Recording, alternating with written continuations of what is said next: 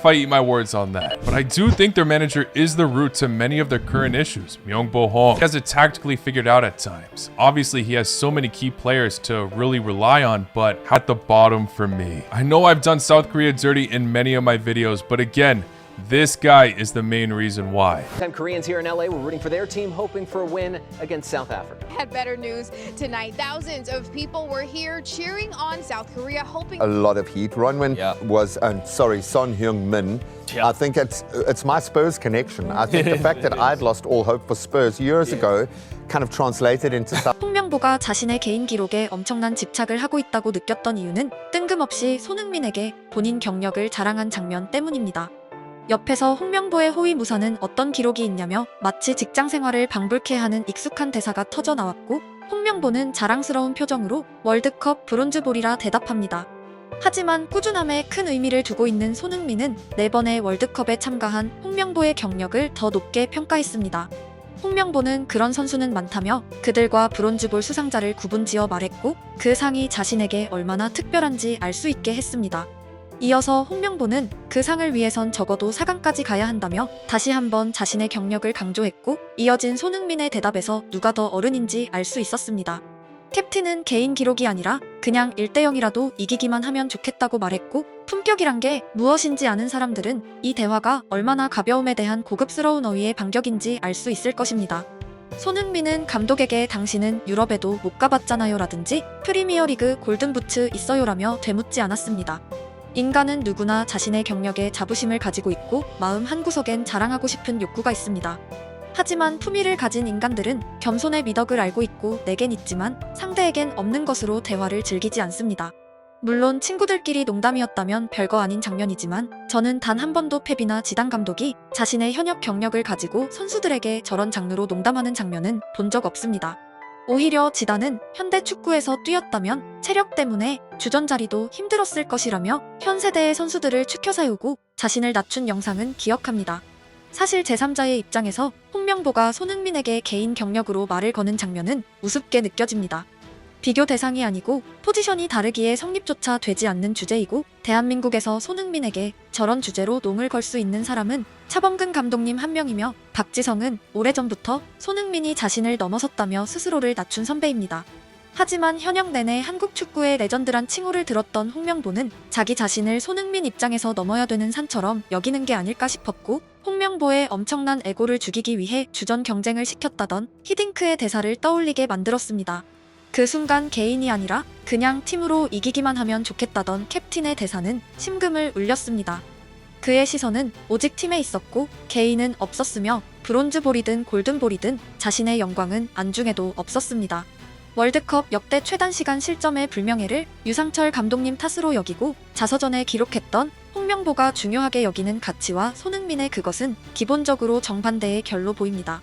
2002년 당시 영상을 다시 보시면 유상철 감독님은 일반적인 패스를 했고, 나아가 전체 경기를 시청하면 한국의 4강에 누가 더 크게 역할했는지 누구나 쉽게 알 수 있을 것이며, 저는 지금도 유상철 감독님이 한국 역대 최고의 볼란치이자 멀티플레이어라고 확신합니다.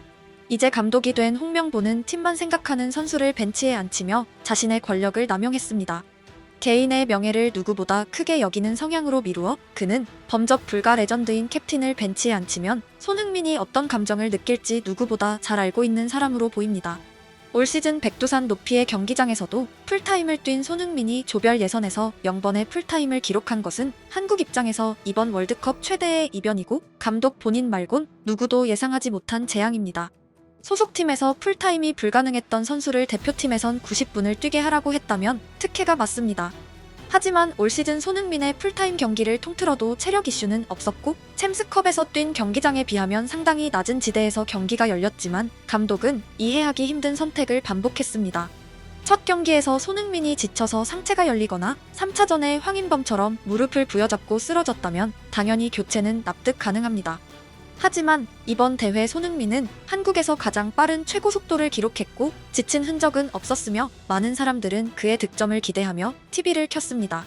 홍명보가 정말 전술적 선택을 했는지 감정을 이입하고 기싸움을 했는지는 본인만 알겠지만 그의 평생 언어를 요약하면 많은 사람들이 의심하는 이유가 납득됩니다. 손흥민 없이 이겨야 자신의 공로가 부각되고 그가 득점하는 순간 모든 박수가 그에게 향하기에 월드컵을 개인의 야욕을 위한 무대로 만들고자 했다는 의심입니다. 하지만 월드컵에서의 결과가 감독으로서 그의 입지를 바꾸지 못할 것이고 몇 번 이긴다고 감독 레전드가 되지도 못할 것입니다.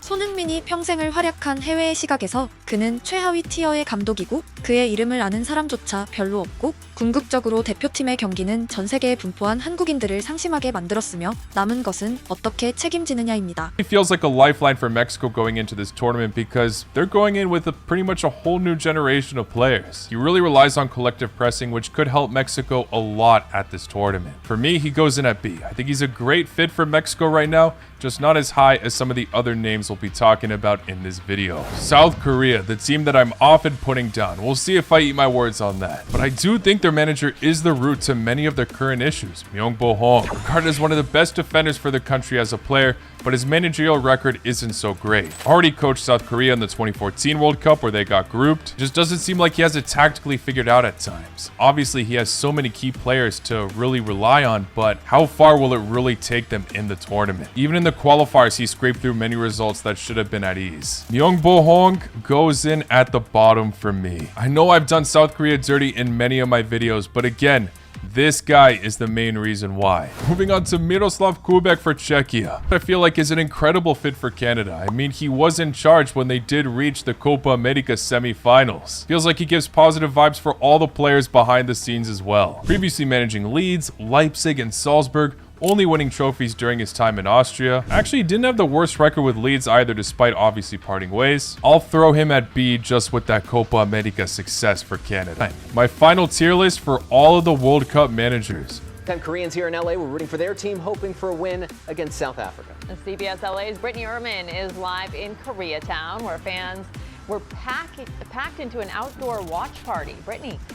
Yeah, Ruta Bay and Gio, there were a lot of excited fans that packed into this park right behind me, but they left very disappointed. I wish I had better news tonight. Thousands of people were here cheering on South Korea, hoping they would walk away with that win. Now fans stood shoulder to shoulder, cheering, chanting, and just hoping their team would win the match against South Africa. With just minutes left, South Korea had a few close chances, but couldn't score.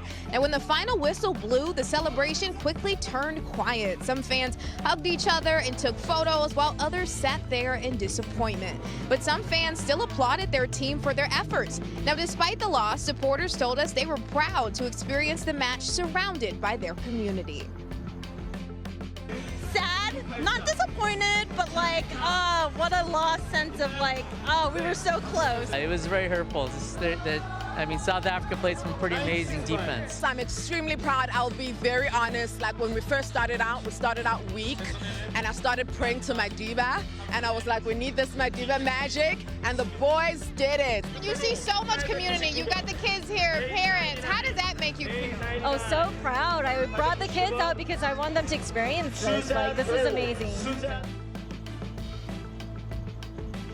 And of course, this result is not what they were hoping for, but the turnout showed just how much pride they had in their community. We saw a few Mexico fans here. They told me they were sad for their brothers and sisters, and they're hopeful that possibly they can make it into the next round. Again, like they were saying, you got to hold on to hope. It may not be over yet. Fans say they'll be glued to the scoreboards, looking at the other results to see if South Korea could still make it to the next round.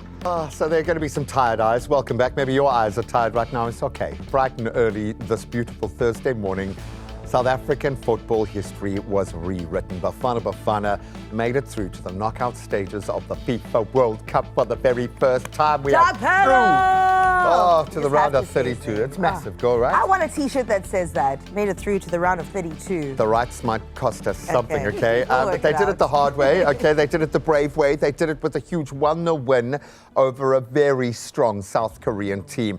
Not just a victory, this was a statement, a team playing with belief, discipline, composure that we didn't quite see in the opening stand. Right. Graham, we could go to the round of 16. I've got a theory. Brendan McCarthy needs to be in the front and just sing Indi Papa Saldan. Kudos to Hugo Broos because they did have to take a lot of heat. Ronwin was, Son Heung-min. I think it's my Spurs connection. I think the fact that I'd lost all hope for Spurs years ago kind of translated into South Korea, Sam. You can see what it did to Keep him. zooming in on him. But what 월드컵의 최대 이익 중 하나는 코어 팬뿐 아니라 라이트 팬들까지 열광하게 만드는 것입니다.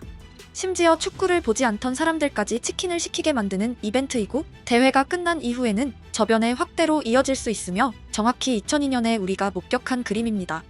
그 즈음에 축구를 시작한 아이들 다수가 지금 우리 대표팀을 이끌고 있음을 부정할 수 없습니다. 이번 대회에서 협회 최악의 무능은 일부 코어 팬조차 고개를 돌리게 만든 행정입니다. 수많은 감독 후보들을 제치고 한 명이 빵집에서 면담을 하고 갑자기 선임이 되었기에 축구를 모르는 사람들조차 이게 맞나 싶은 최악의 사건이었습니다. 공정이란 단어는 시대의 화두이고 축구를 벗어난 문제이며 전 국민이 응원할 수 있는 대표팀이 아니라 심지어 한국이 지길 원하는 사람까지 생성시킨 역대 최악의 행정입니다.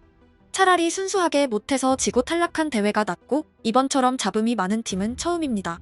공교롭게도 홍명보의 지난 월드컵은 의리축구가 최대 화두였습니다.